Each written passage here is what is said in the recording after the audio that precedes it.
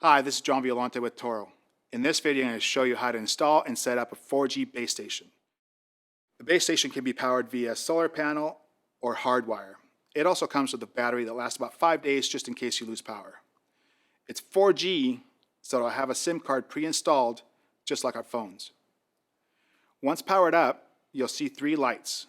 The first will be red, then blue, then green. Once it's green, the base station is ready to be used. But first, let's make sure our Bluetooth is turned on our phone. All of our installations are done via Bluetooth, which is great because it makes our system easy to set up. First, we go to the list of devices. We identify Tempus-Ag-4G. We open that. At the bottom, you see it's there. We open that. We click on the icon. Top right-hand side, we hit the pencil. For ease of use, we're going to change the name.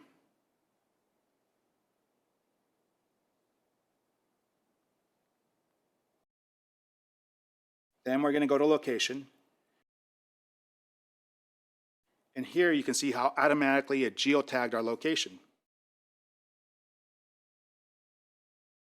Then we go back. Now we're going to associate a controller to the base station.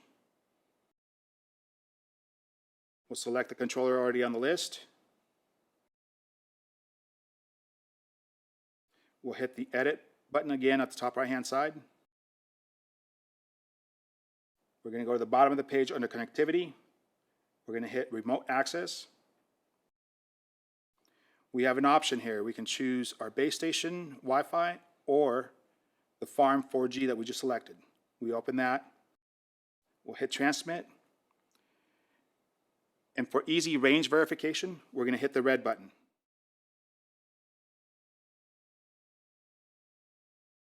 Once it's done, we go back. We'll verify. There it is. For more information, go to toro.com/tempus-ag. Thank you.